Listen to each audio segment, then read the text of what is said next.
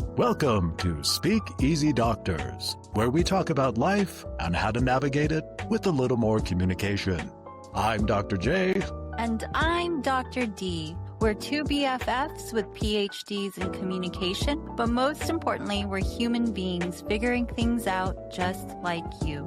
From everyday conversations to life's bigger moments, we're here to explore how words shape our views, experiences, and relationships. No scripts, no lectures, just honest conversations about life and speaking easier. So, let's dive in. This is Speak Easy Doctors. The views and opinions expressed in this podcast are for informational and educational purposes only. Nothing shared here is intended as medical or mental health advice.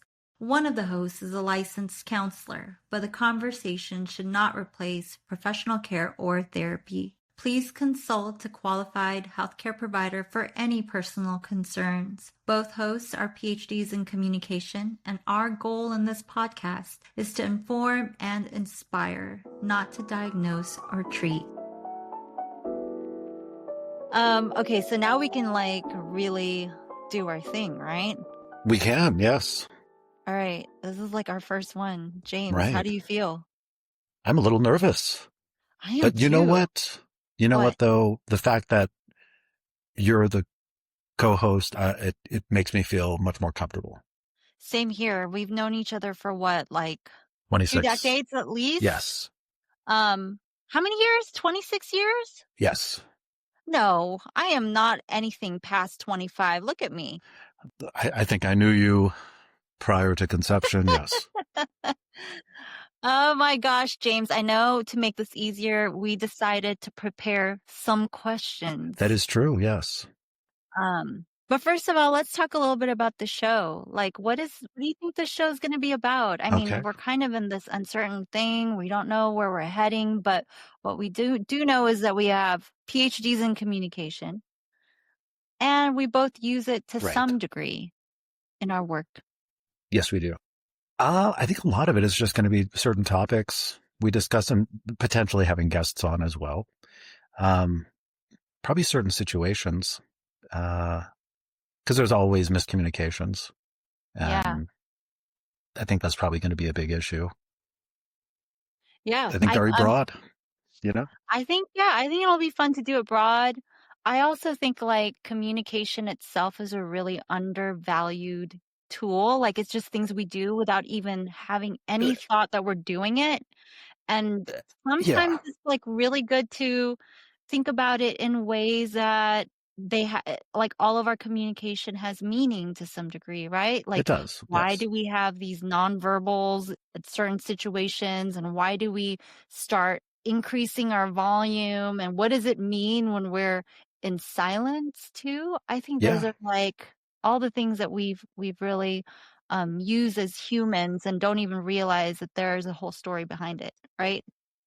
Absolutely. Different narratives we tell by just looking at us. We're telling a certain narrative. If I just look at you, your body tells a story. But also when people look away, when someone's telling a story, that also means something. That also tells a story. Yes. So many different things. Do you want to share your background first, and then I'll share mine? Sure. Are you talking about degrees or I don't know. what are we talking? You could My even talk background's about hobbies. Mexican. Is that what you mean? You could do that too. I mean, I'm leaving it open. Oh, What okay. are you comfortable? Okay, see, this is about communication. When somebody asks you, who are you? And so let's make it like that. Who are you? I have no idea. I had therapy this morning, and that's what I'm trying to figure out. I have no idea. That's such an existential question. So to answer your question, I do not know. All right. So what does the world know about you? Mexican American, born and raised in Los Angeles. I identify as a man. I'm 48 years old. Yeah. You didn't have to bring the age in, because now I feel a little pressure to say my age. Well, you're only 25, so that's right. There's no reason for you to feel Uh, let's see, uh, the PhD in communication from University of California, San Diego. Yeah, what do you do? I teach at Colorado Mesa University, communication. So you know all about this stuff. Well, I don't know about that, but What draws you to communication? I think because I've always been so,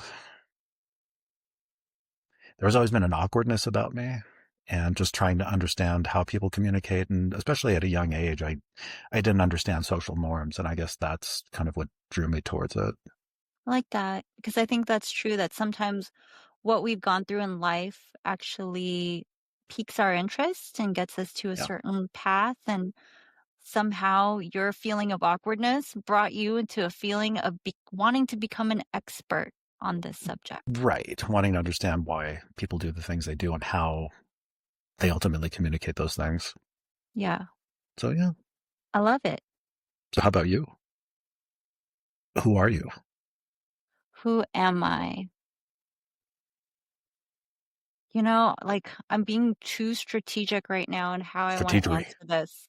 Yeah, because I know we're on a podcast and I know this is going to be like out there, and that means I have to be vulnerable. And that's what we kind of decided like we could be ourselves in this podcast, right? Yeah, absolutely. And so when people say, "Who are you?" I actually have too much of a story to tell that I can't ever be able to say it in words. Does that make sense? Like when Yeah, you, but I yeah, think that'll come into play as we move forward. It doesn't have to all be up front. yeah, no. So you're asking me, who am I? And say it in a few words. Yes. I will say that I value my identity and it always is aligned with my career, right? For me, whether it's good or bad, this is just how I'm going to share it. And I'm a psychotherapist here in North Carolina. I'm a person that loves stories. I have my PhD in communication from George Mason University, and my research was exploring mental health narratives. So, what really draws me to communication is everybody's story, and underlying that story is a whole slew of things, thoughts, behaviors, how people grew up, and how they believe in themselves or don't believe in themselves. So to me, communication is a way for people to exist in this world and a tool to navigate it, but it's also a way to represent themselves.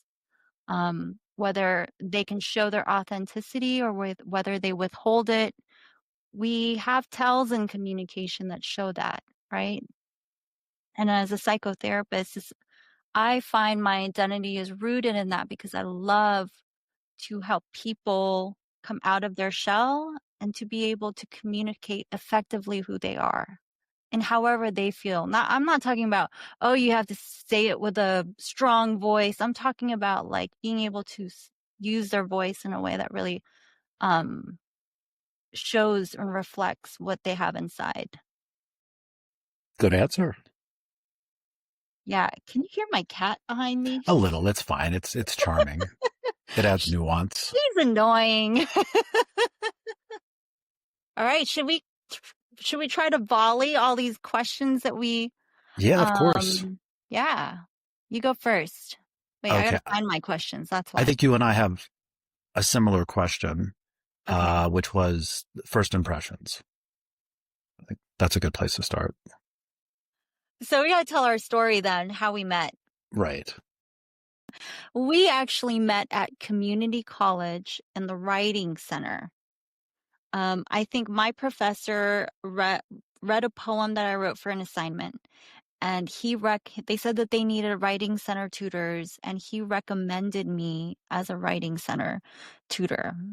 Um, and then I met you, and you were sitting down, and I said, "Hey, first impression." I was like, "This guy seems cool." I don't. I didn't have any other like. We just sat down, and it was like talking to an old friend right away, right?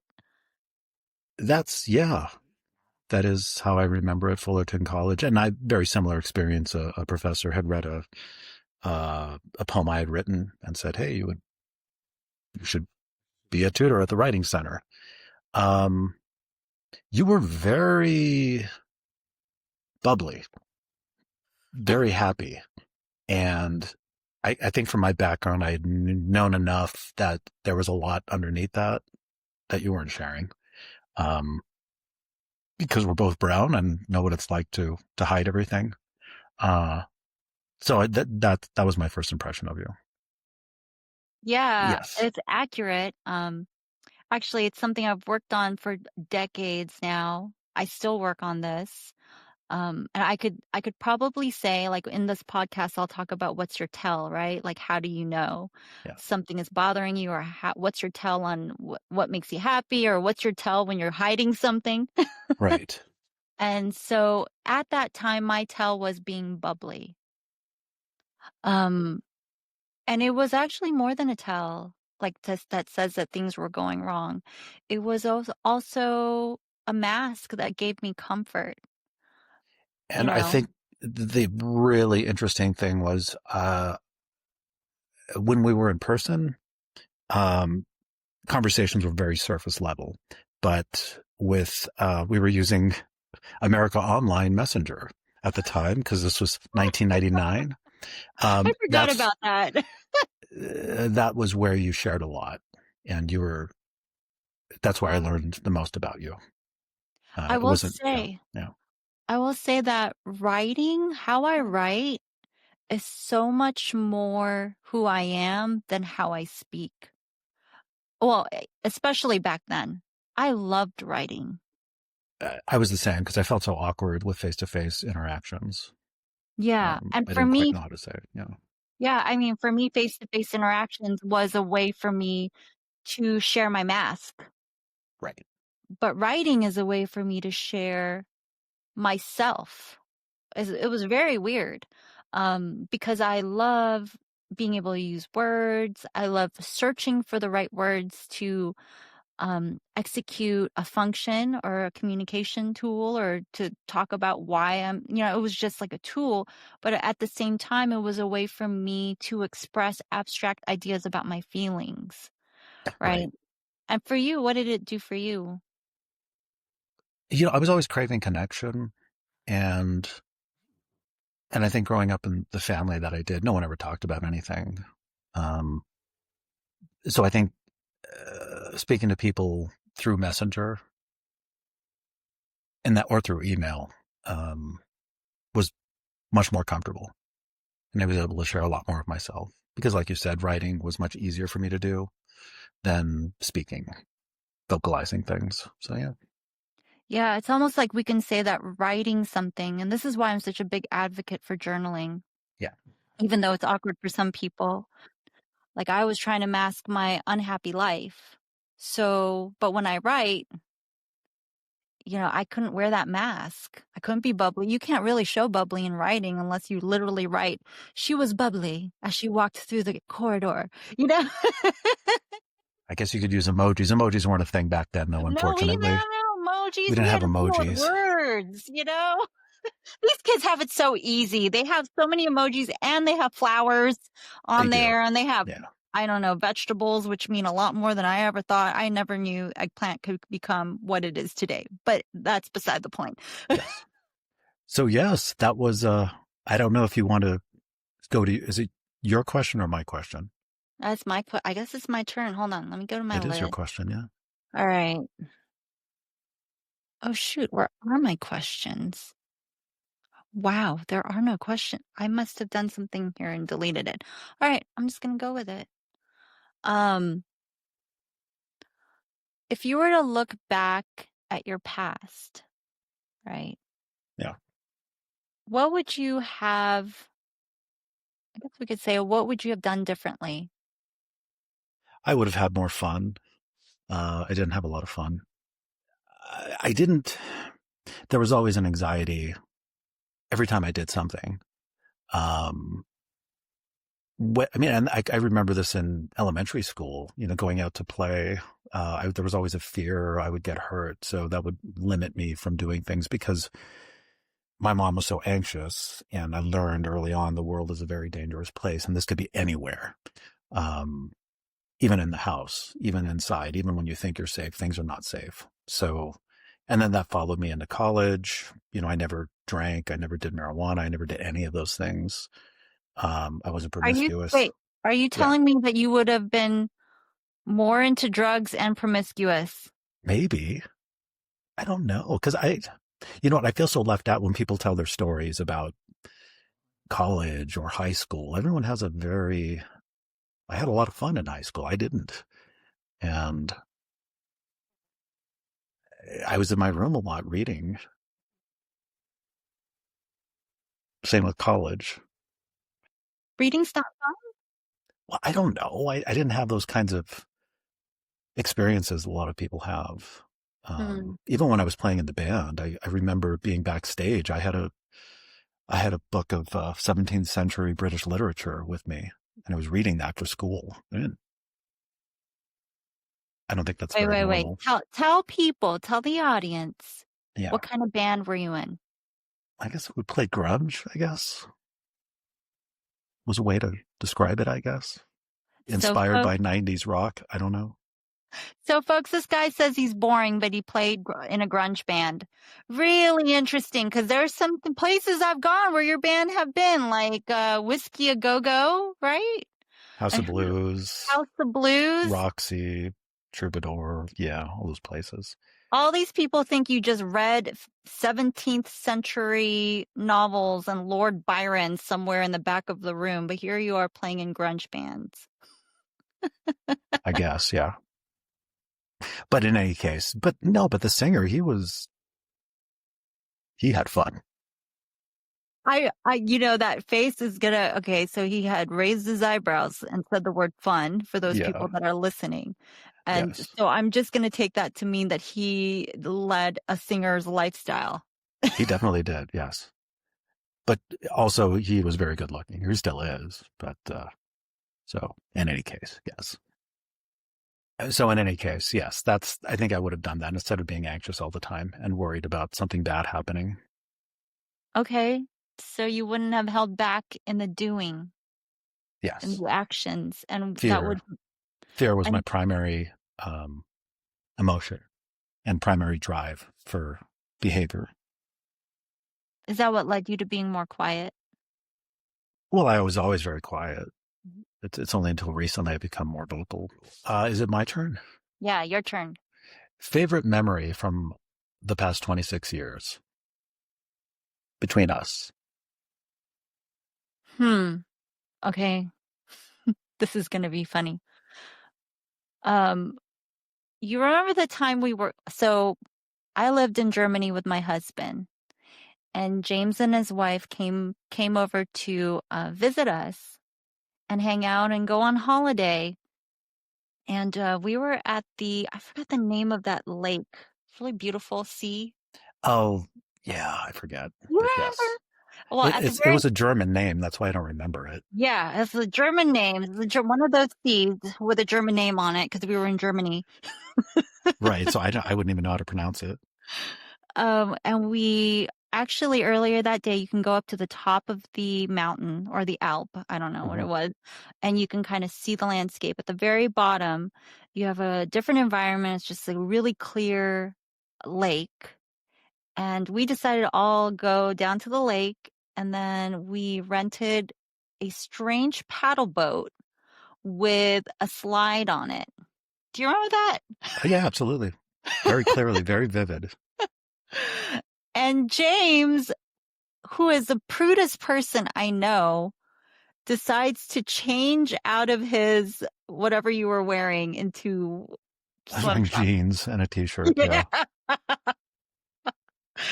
And he was like, "Oh yeah, I don't want to be seen." But then at the same time, he was giggling and laughing. And I was like, this is the James that's super shy, right? And he was trying to change because he definitely didn't want to go into the water with jeans. I mean, that would be No, super uncomfortable. that would be. But it's not that. I just liked to see James being silly because that is the James I know. So we've been best friends for so long.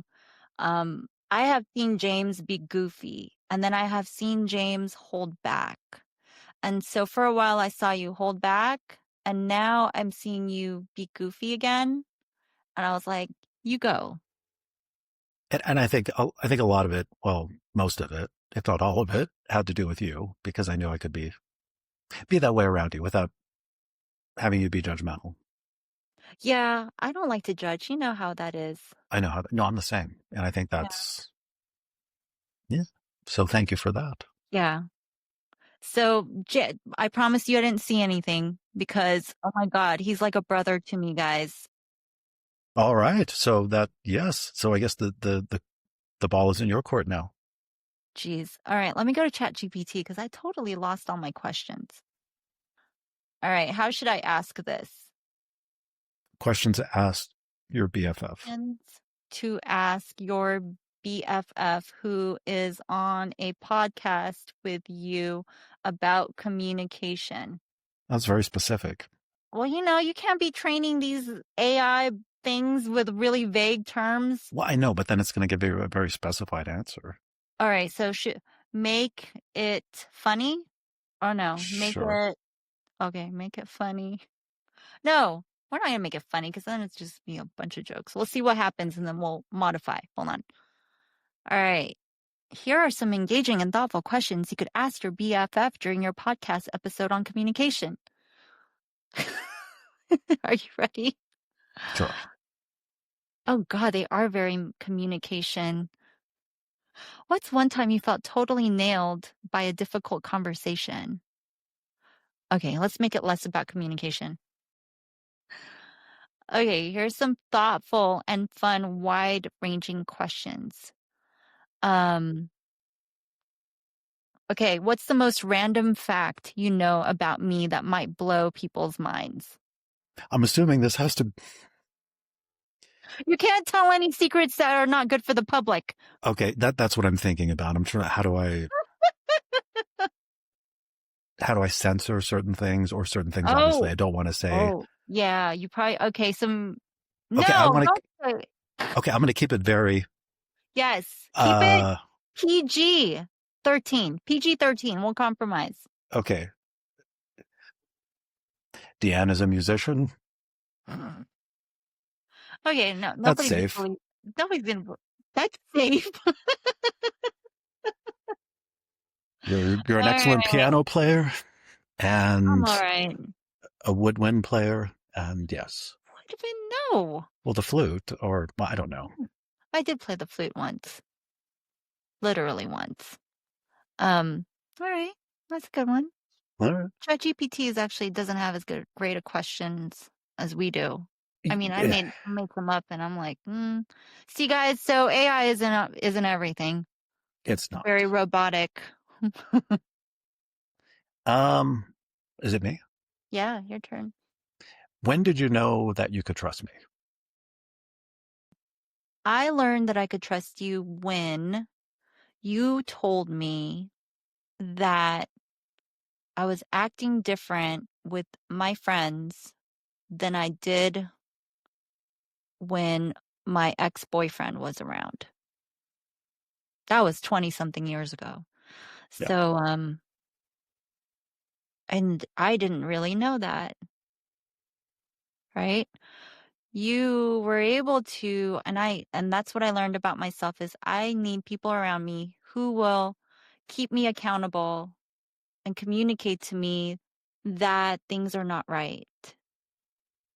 Even when I disagreed, because I thought I might have disagreed a little bit. You did. You played it Yeah. off. You're like, no, you don't know what you're talking about. I'm fine. I think you're just misinterpreting things. And I Yeah. said, okay. And then of course Okay. I pushed you on instant messenger, and that's where you opened up. What did I say on it? Man, can we get those back so we can look at them? I'm I sure don't even know Elon if Musk probably has them somewhere stored. I don't know. Elon, he knows everything. There you go, writing. Writing was always easy for me. Yeah, I actually want to know the same thing for you. When did you learn you could trust me? I'm trying to think of how to say this without giving away too much.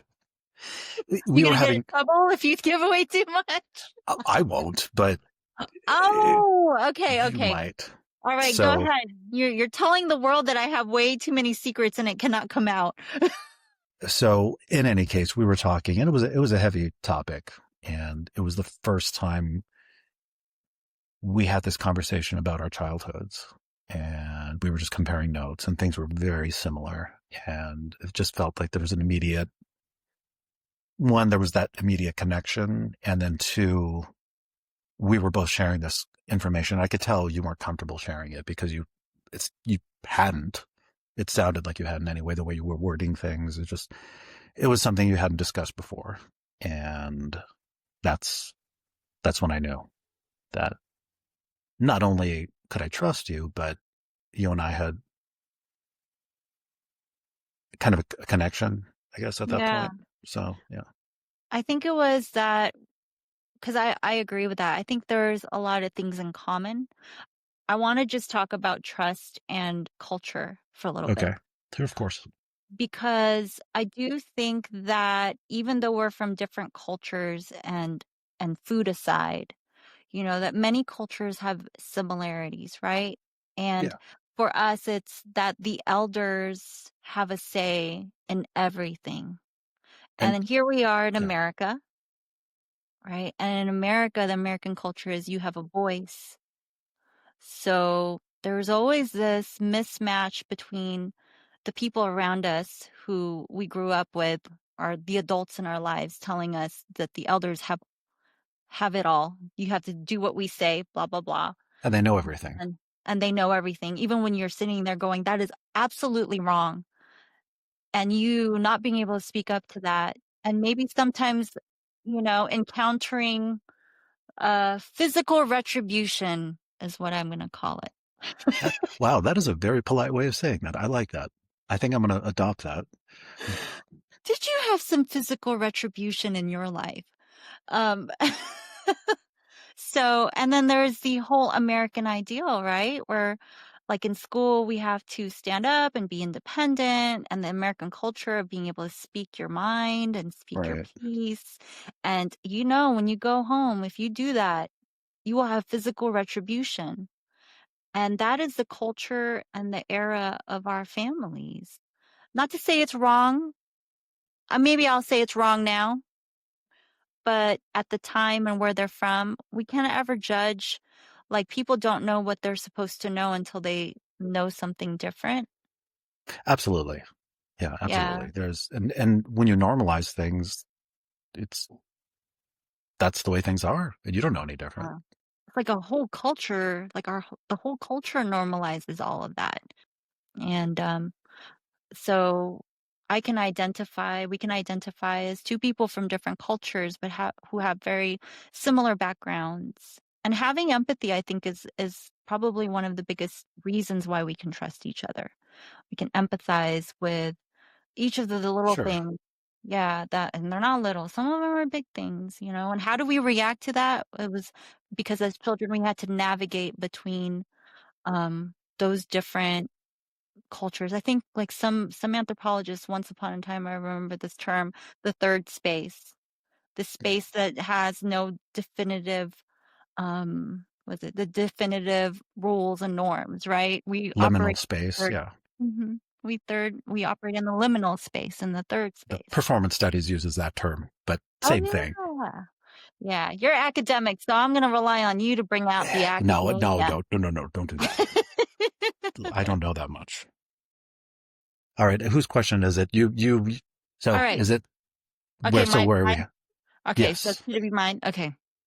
So mine will be, what do you hope to share, or what do you hope is the outcome of this podcast? Like what are your hopes for the podcast itself?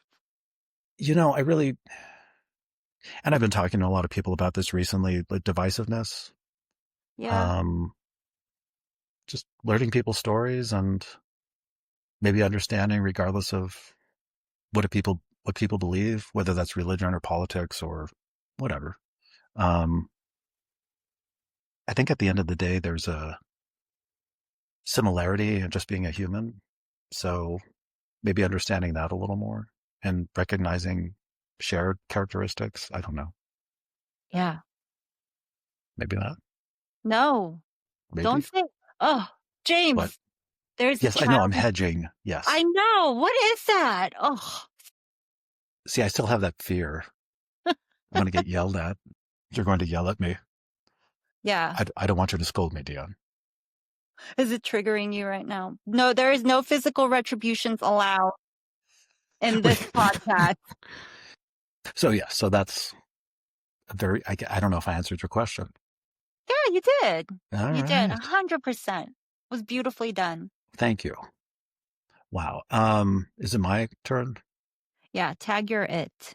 Tag I'm it. Wow. Oh, this is an interesting one. Have I ever crossed a boundary with you? I can't remember a time. I literally have to probably go back. God, my brain is going back in 1990. I mean, that's not even the 2000s. We're talking 90 something, We're right? talking 90s, yeah. 90s. Maybe you called me beautiful and I thought you were hitting on me, which is Sorry. weird, right? You give a compliment and my narcissistic head literally this is me in my late teens, by the way, guys, so please don't judge me for this now, but my narcissistic head said he called me beautiful, he probably wants to get in bed with me. That's where that went. Horrible. And I had such low self-esteem. I didn't think anyone wanted to get into bed with me. So yeah, That wasn't even there, right? that wasn't Like even there. No, there's two no way someone perspectives, one communication delivery, and two perspectives. like, there's no way someone that looks like that would want to be with this. So yes, Yeah, but if people are going to ask, um, I don't think you have never really crossed a boundary. We have always been friends. Like, I think what this says is that boys and girls can be I think it's part friends. of the culture too. Um, You think American culture says boys and girls can't be friends? Yeah, speak to that. well, that's how I was raised. Yeah. If you weren't, um, my my dad thought I was gay for a while because I didn't have any girlfriends. I only hung out with men. So I think there's that idea that if you're not, I don't know, he would have felt better, I think, if I at least had some friends that were female, even if because I think the expectation was there if you're friends with someone who's female, then Yeah. automatically you're together or you're in some sort of intimate relationship. But it's weird because we've been friends forever and we're both married. Right. And our partners are absolutely accepting of our friendship. Yeah. And I think that it's crazy if we come out a little bit from the view of just between you and I, and we go to society, the further out we get from the interpersonal level, the further out we go to the bigger level, the Yeah. more people are suspicious of others. I think that's true. Yeah. That's wild, right? Right. Like, I think in some degrees too, it might speak to that person's ideology if they're it just reminds me of when I told people I was getting married, just the myriad of responses. It was either largely negative or largely positive. mm, And I think that kind of speaks to people's ideas about marriage and about relationships. And yeah, yeah, well, what did they say? why are you doing that? You're making a big mistake. You need to get a prenuptial agreement. Um, she's not the right one for you. All these things. Wow, I didn't say any of that, did I? No, of course not. It's like I was trying to remember if I said any of that. I was like, No, you were very supportive. oh my goodness. Um, and that must have made you second guess. Oh, absolutely. Yeah. Because I'm having people putting these thoughts into my head. Yeah, of course.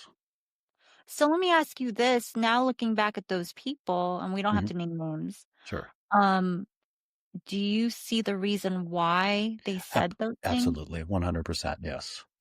Hmm. Give me an idea of like what happened. You mean the people who mentioned it to Yeah. me? Like what? Well, they were in very unhappy relationships, and they're since divorced, or a couple of them have passed away. Mm. Um, So unhappiness means that the advice that's given sometimes is a it's a reflection. reflection. Absolutely. Yeah. Yeah, I get it. That's communication, folks. That's the kind of thing that we do sometimes. And we're not saying these are general rules. It's just that Right. sometimes people give you advice and it reflects something deeper for them. I'll ask this one. Is there something you want to know about me that you've never asked? That's a good one. I actually have to think about that. I don't think I have always been comfortable enough to ask you. I mean, you're a BFF, right? So I wouldn't have you be my best friend if I wasn't comfortable enough to ask you, you know, anything. Okay, that's fair. I was just curious. Yeah. Well, and those are my rules anyway, to be, because I only have you. My husband's obviously one of them. You and our mutual friend, Christine Ackerman, the three of us are actually really close friends. And I've always been able to kind of talk to all of you, no holds barred, authentically, maybe sometimes ugly cry me, maybe sometimes yelling angry me. And here's the thing I think is possible is that people, when you find your tribe and the people you can say things to and be real with, that they will accept you even when you're like, what did you say earlier that you were afraid of, James? You're afraid of being Everything. socially awkward. You're afraid of everything. Even in your fears and your insecurities, we accept each other. And that's what a good tribe does. Not put you in categories of how you, or ask or request you to behave a certain way based on some moral obligation or social norm. We're all different. We're not. What didn't we go to a prison one time? You and I, as to visit it. It was like in Philly, I think. We were Yeah, doing like a we did. tour. Um, and they said something like 70% of people have actually committed a crime and didn't know it. Yeah.